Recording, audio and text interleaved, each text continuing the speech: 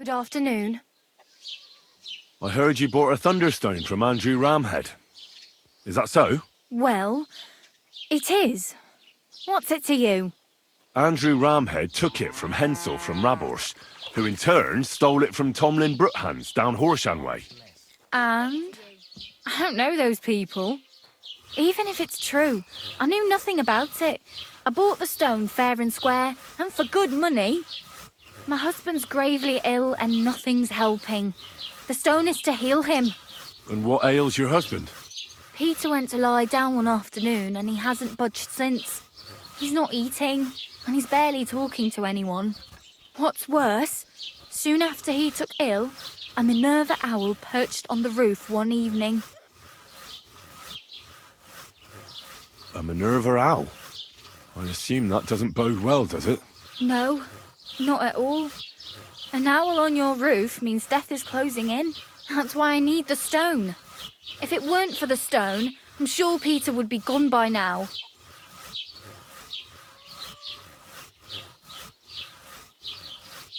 So am I to understand that if your husband heals, you won't need the stone? Well, a stone like this is a precious thing. It can still protect us from all manner of misfortune. But you bought it to save your husband. That may be, but I'll not be wanting to lose that stone. How about this? I'll try to help your husband, and if I succeed, you'll gift me the stone. Why would I do that? The stone is bound to help him. What if the power of the stone brought me here to help your husband? I hadn't thought of it like that. So, how about we make a deal? All right, but only if you help him. Of course. I'll take a look at him and see what I can do. And please hurry. With that owl and everything, I'm quite sure the Reaper's nearby. You'll find Peter in his room. All right. I'll take a look at him and see if there's anything I can do. It's usually a good idea to speak to others who are close to the sufferer. That may be able to explain a few things, especially if the patient himself isn't very communicative. Aha. I see you really have done this before. I'm starting to believe that stone really did draw you here. So, ask around on the farm if you need to. We'll all be at your service. Perfect. I'll get on with it. And I'd better check the whole room, just in case. Do whatever it takes to help Peter. Can you think of something that might help me heal him? Anything? I can't. I'm desperate myself. I've tried just about everything. Peter is just an ordinary cooper. We've lived here for years. We go to church. My husband doesn't travel outside the village often. This last time he had some business in Bechgau, near Golin, but he came back empty-handed. Breathless and confused. He was fumbling around here for a few days, not doing his job, just spending time in his workshop. Lord knows what he was doing in there. Then he went to bed, and since then, he's just been lying there. He doesn't eat. Not even the potions are helping. He doesn't sleep a wink at night. At least, I don't think he does. If I stopped sleeping too, our homestead would fall apart. I'll ask him why he can't sleep. What's tormenting him? Try that. He won't speak to me about anything. It's as if he was keeping secrets from me. Or maybe just protecting me from something. Take care.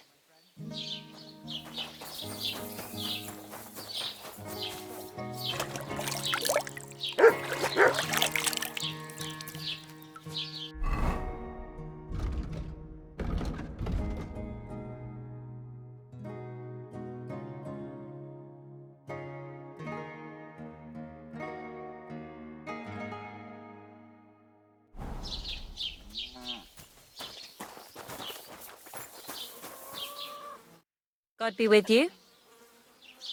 Do you know anything about Peter's illness that might help me cure him?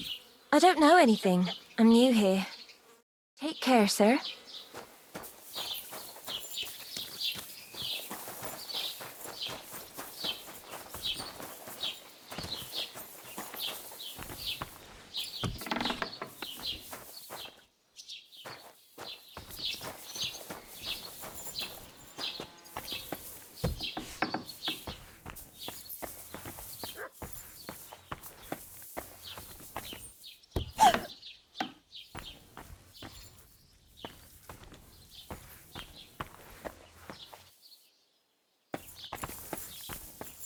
All sorts of medicines.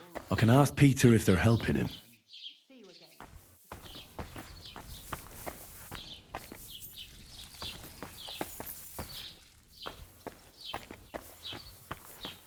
Peter is fasting. I should talk to him about it.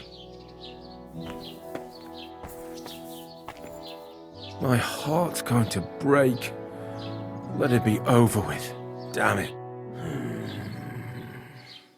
Peter, my name is Henry. I'm here to help you. Another poor bloke that's to deal with me, as if Mlada didn't have enough on her plate already. I'll try to figure out what's wrong with you.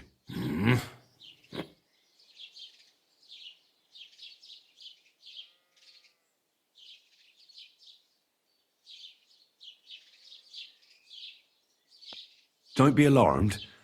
I need to take a closer look. Let's see. No swelling. No cancer on the skin.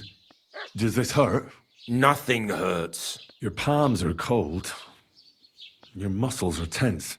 And your heart's pounding so hard you could hear it all the way to Prague. You seem like you're ready to fight. Or flee. They're getting close now. Who is? The soldiers. Sigismund's men. Well, physically, you seem fine, Peter. It's strange. I'm a weakling. A weakling.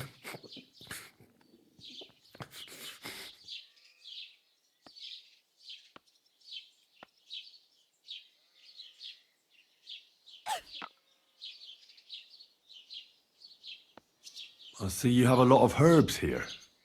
Mlada brought them. I see a lot of mugwort here. The local deer won't be happy that Mlada took their favourite herb. Have you got worms in your stomach, too? Mugwort helps me sleep. And forget everything that's been happening around here lately. Especially when I wash it down with wine. You ought to be careful with mugwort. It can help in small doses. But if you use it for too long, it'll only make your problems worse. It can cause dizziness, cramps, even unconsciousness. Mixing it with wine will only speed it up. So be it.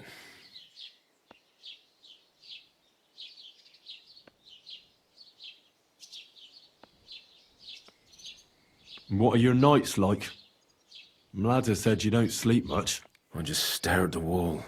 I try to sleep during the day, but it's not much better. Well, it's certainly no fever or pain that's ailing you. I assume it's dark thoughts that keep you up at night. I can't fall asleep.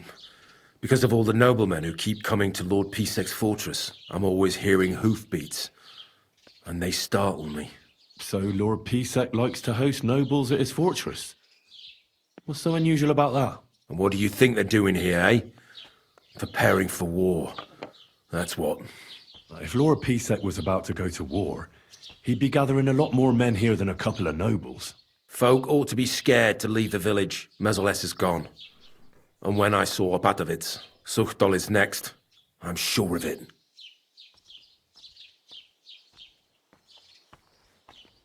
How's your appetite lately? I see you haven't touched the food, but the wine, on the other hand... I'm hungry. Aye. But I've got no appetite. My stomach is clenching. I can hardly get a bite in before I start heaving. Wine at least helps me fall asleep and forget all the grief I'm giving Mlada. Fasting only causes an imbalance of humours in your body and leads to other problems. And as far as alcohol goes, there's nothing wrong with drinking a little to deal with the pain. But once it becomes a habit, you'll soon find yourself on the road to hell. I'd rather die drunk than sober. I suppose it'll hurt less when Sigismund's men come to burn down our village, just like they did in Opatovitz. I understand. But as I said, starving yourself will only cause the elements in your body to clash. I'll examine you. Just by eye. Pale skin. Dark circles under the eyes. A downcast expression on the face. I don't see any bruises. A few calluses and cuts on the hands. Nothing unusual for a craftsman after a hard day in the workshop. I told you, I'm not in any pain. Just let me lie here. Irritability. No foul odour. Bodily humours aren't leaking. And you aren't bleeding. But I will, when Sigismund's horde gets here. Why would Sigismund attack Suchtal?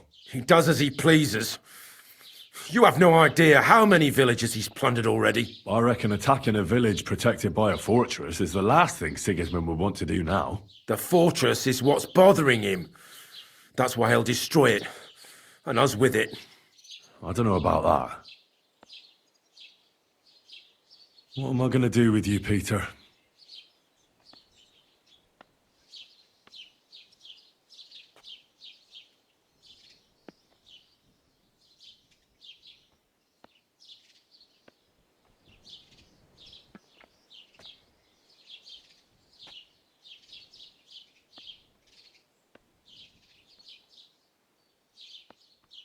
Your body is healthy, but your soul isn't. A deep melancholy has taken hold of you. Sigismund's army is the cause. A lot of ordinary folk are frightened and anxious because of the soldiers. But you're completely petrified. You don't have to remind me. What am I going to do with you? The chamomile decoction will help calm your mind, and a bag of dried chamomile surely won't go to waste either. You'll also definitely need to adjust your diet. I'll help you with that. And last but not least, some words of encouragement wouldn't be amiss. I'll get things ready and come back to you soon.